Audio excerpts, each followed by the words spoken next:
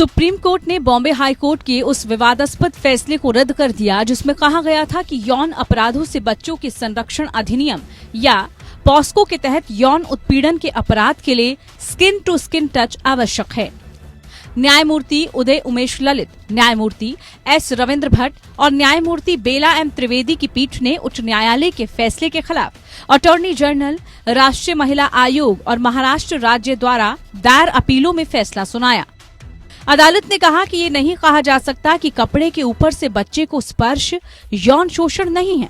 ऐसी परिभाषा बच्चों को शोषण से बचाने के लिए बने पॉक्सको एक्ट के मकसद को ही खत्म कर देगी। सत्र अदालत ने व्यक्ति को पॉक्सको अधिनियम और आईपीसी की धारा 354 के तहत अपराधों के लिए 3 साल के कारावास की सजा सुनाई थी। बॉम्बे हाई कोर्ट की नागपुर बेंच ने यौन उत्पीड़न के एक आरोपी को ये कहते हुए बरी कर दिया था कि नाबालिग के निजी अंगों को स्किन टू स्किन संपर्क के बिना छूना या टटोलना पॉक्सको एक्ट के तहत नहीं आता। अब उच्चतम न्यायालय ने हाई कोर्ट के इस फैसले को बदलते हुए बड़ा फैसला सुनाया।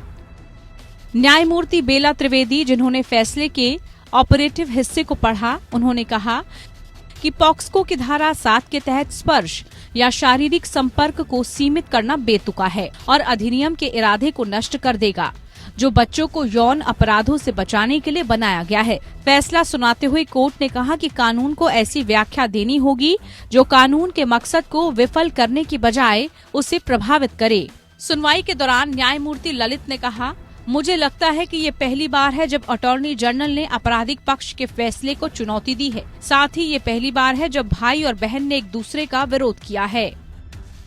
वरिष्ठ अधिवक्ता सिद्धार्थ लूथरा वरिष्ठ अधिवक्ता गीता लूथरा के भाई हैं। जहां सिद्धार्थ लूथरा आरोपी के पक्ष में अपने विचार रखने के लिए एमिक्स क्यूरी के रूप में पेश हुए, वहीं गीता लूथरा ने राष्ट्रीय महिला आयोग का प्रतिनिधित्व किया, जो उन पक्षों में से एक थी जिन्होंने विवादास्पद उच्च न्यायालय के फैसले के खिलाफ अपील दायर की थी।